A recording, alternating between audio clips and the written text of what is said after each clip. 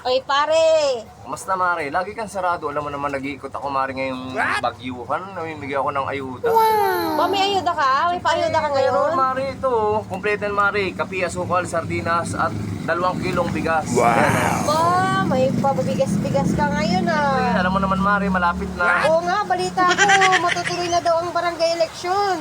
Oo, alam mo naman, tatakbo tayo, Mare. Oh, balita ko pala. Tatakbo ka palang kapitan. Siyempre, Mare.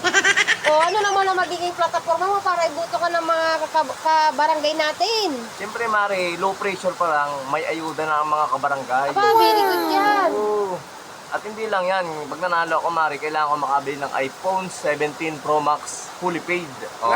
Tapos kailangan mapaganda ko yung bahay ko para pag pumunta kayo, pumunta ang mga bisita, maganda yung bahay ko. Wow. At isa pa sa plataforma ko, kailangan makabili ako sa sasakyan. Kasi naglalakad lang ako, Mari, kailangan makaikot ako ng may sasakyan. Naglalakad lang ako ngayon.